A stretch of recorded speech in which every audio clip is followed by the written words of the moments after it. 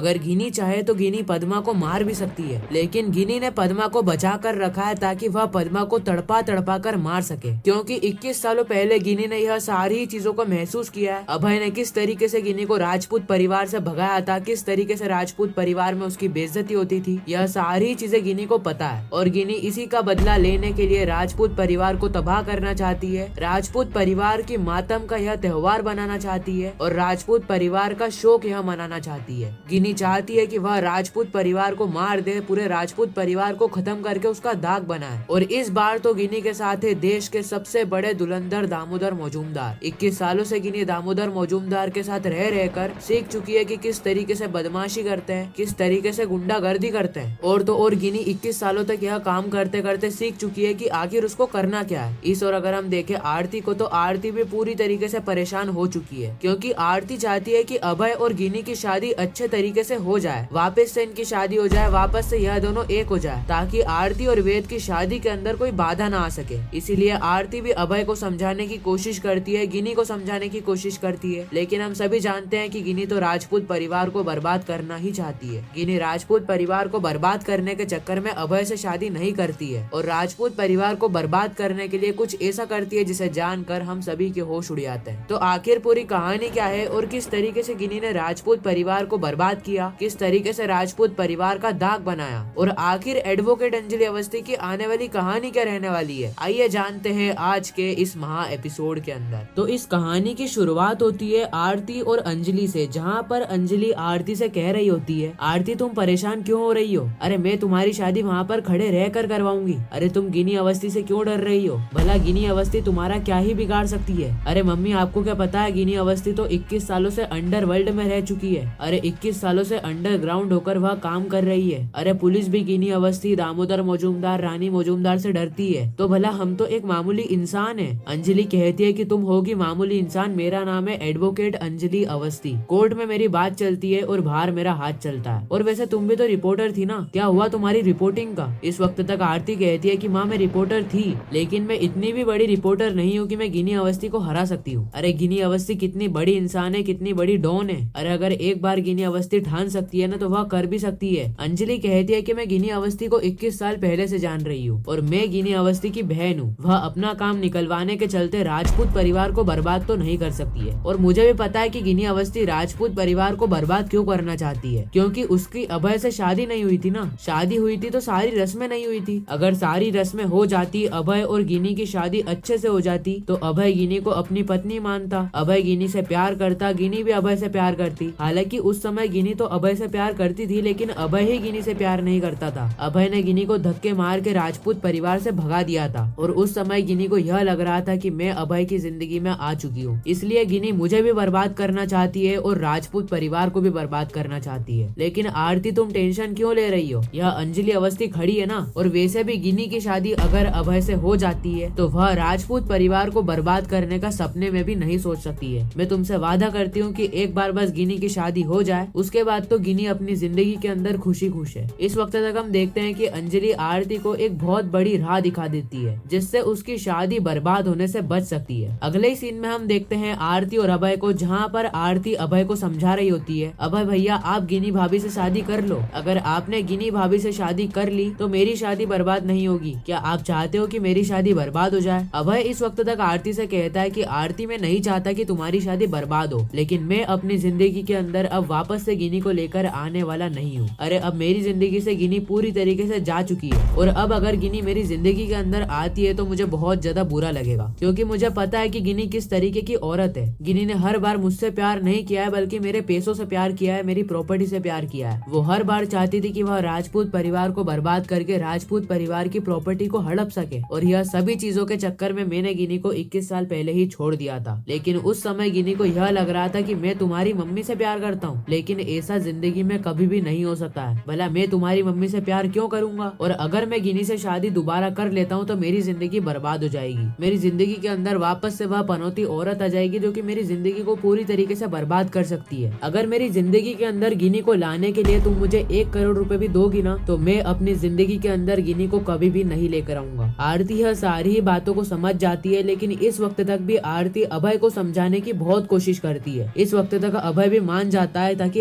आरती की शादी बर्बाद न हो, क्योंकि अभय को भी पता है कि अगर आरती की जिंदगी के अंदर गिनी आ गई तो गिनी आरती की जिंदगी को भी बर्बाद कर सकती है। इसीलिए अभय मान जाता है कि वह गिनी से शादी कर लेगा। इस ओर हम देखते हैं जहाँ पर आरती गिनी को फोन लगाती है और गिनी से कहती है कि गिनी भाभी आप अभय भैया से शादी कर लो। अभय भैया 21 साल पहले मेरी मम्मी से प्यार नहीं करते थे और यह बात अभय भैया ने कबूल कर ली है और अभय भैया चाहते हैं कि वह आपसे शादी कर ले। गिनी इस वक्त तक कहती है कि अभय क्या पागल हो गए हो क्या? अरे तुम मेरी जिंदगी के अंदर वापस से आना चाहते हो और तुम चाहते हो कि मैं तुमसे वापस से शादी कर लूं। गिनी इस वक्त तक आरती को समझाने की कोशिश करती है कि आरती तुम बात को समझने की कोशिश करो। अरे अब 21 साल बीत चुके हैं, अगर मैं वापस से अभय से शादी करना चाहूँ ना तो भी मैं नहीं कर सकती हूँ। आरती इस वक्त तक गिनी से कहती है कि क्यों नहीं कर सकते हो? अरे मेरी शादी होने वाली है ना, मेरी शादी के अंदर मेरी शादी के साथ साथ आपकी और अभय भैया की शादी भी मैं करवा दूंगी। इस वक्त तक गिनी आरती से कहती है कि आरती तुम बात को समझने की कोशिश करो, मैं तुम्हारी शादी बर्बाद कर दूंगी, मैं राजपूत परिवार को बर्बाद कर दूंगी, लेकिन मैं अभय से शादी दोबारा करूं इतनी भी पागल नहीं हूं मैं आरती। इस वक्त तक हम देखते हैं कि अभय जबरदस्ती के अंदर तो मान जाता है, लेकिन गिनी आरती के इस ऑफर को ठुकरा देती है। इस ओर हम देखते हैं गिनी और पद्मा को, जहाँ पर गिनी पद्मा से कह रही होती है कि गिनी मेरे को सारा ही सच बता दे। अगर तू मेरे को बता देती है कि राजपूत परिवार कहाँ पर शादी करने वाला है, राजपूत परिवार तुम्हारे साथ क्या करने वाला था, और अगर तेरे को अमन की मौत का राज पता है तो सारी चीजें बता दे, क्योंकि अगर तूने यह सारी चीजें मुझे नहीं बताई है ना तो मैं तुम्हें और पूरे राजपूत परिवार को बर्बाद करके रख दूंगी। और तेरी प्यारी बहन अंजलि अवस्थी, अरे उसको भी बर्बाद करने का दम रखती हूँ। इस वक्त तक पद्मा गिनी को सारी ही बातें बताने वाली होती है, लेकिन पद्मा को वह सारी ही चीजें याद आ जाती है कि किस तरीके से अंजलि ने पद्मा को समझाया था कोई भी अमन की मौत का कारण पूछे तो उसको कारण नहीं बताना है, नहीं तो वो हमारी जिंदगी को पूरी तरीके से बर्बाद कर सकता है। अंजलि के इसी वचन को ध्यान में रखते हुए पद्मा गिनी को सारी ही बातें नहीं बताती है, लेकिन इस वक्त तक हम देखते हैं कि गिनी पद्मा से पूछने की बहुत ज्यादा कोशिश करती है ताकि पद्मा गिनी को सारा ही सच बता दे, जिसके बाद गिनी पद्मा को मार कर खेल खत्म कर सकती है। इस वक्त तक दामोदर मजूमदार ने भी मना कर रखा था कि पद्मा को नहीं मारना है, क्योंकि पद्मा ही हमारा हुकुम का इक्का है, क्योंकि अगर अवस्थी परिवार और राजपूत परिवार ने जरा सी भी चालाकी करने की कोशिश करी है तो हम पद्मा को मार कर बदला ले सकते हैं, या फिर हम पद्मा को मारने की धमकी देकर इनको दूर रख सकते हैं। पद्मा को यह सारी चीजें पता थी कि अगर वह सारी ही बातें गिनी को बता देती है तो गिनी यह सारी ही चीजों को रिकॉर्ड कर लेगी और फिर यह सारी चीजों को गिनी कोर्ट में पेश करके केस को जीत सकती है। लेकिन पद्मा चाहती थी कि उसकी मौत आ जाए, लेकिन ऐसी जिंदगी अंजलि अवस्थी को कभी ना आए, इसीलिए पद्मा गिनी को कुछ भी नहीं बताती है। इस ओर हम देखते हैं युवराज सिंह ठाकुर को, जो कि गिनी अवस्थी को फोन करके कहता है कि पद्मा से जानकारी मिली क्या? पद्मा ने सारी ही जानकारी बता दी, लेकिन इस वक्त तक गिनी मना कर देती है कि पद्मा ने जरा सी भी जानकारी नहीं बताई है, क्योंकि अगर पद्मा सारी ही जानकारी बता देती है तो हम यह केस को जीत जाएंगे। और यह पद्मा को भी अंजलि अवस्थी ने सारी चीजें समझा बुझा कर भेजी है। पद्मा को भी अंदर से पता चल चुका है कि अगर पद्मा सारी चीजें हमको बता देती है तो हम यह केस को जीत जाएंगे और पद्मा को मार देंगे, इसीलिए पद्मा भी सारी चीजों को नहीं बता रही है और इसी के चलते हम यह केस को भी नहीं जीत पाएंगे। और वैसे भी अमन की मौत का राज भी सिर्फ 4 लोगों को ही पता है, एक तुमको पता है, एक मुझे पता है, एक दामोदर मजूमदार को पता है और एक अंजलि को पता है। अभी तो अंजलि के पास सबूत नहीं है, लेकिन अंजलि जब यह सारी चीजें कोर्ट के अंदर जाकर साबित कर देगी तो फिर तो कोर्ट हमारी 12 बजाने ही वाला है। फिर तुम भी पूरी जिंदगी भर जेल के अंदर सड़ते रहोगे और मुझे भी फांसी के फंदे पर चढ़ा दोगे। इस ओर हम देखते हैं अंजलि और आरती को, जहाँ पर आरती अंजलि से कह रही होती है कि माँ मेरी शादी के अंदर गिनी अवस्थी जरा सी भी प्रॉब्लम लेकर नहीं आनी चाहिए, क्योंकि अगर गिनी अवस्थी मेरी शादी के अंदर जरा सी भी प्रॉब्लम लेकर आई है ना तो फिर मेरा और वेद का गुस्सा फट जाएगा और हम गिनी को पूरी तरीके से बर्बाद करके रख देंगे।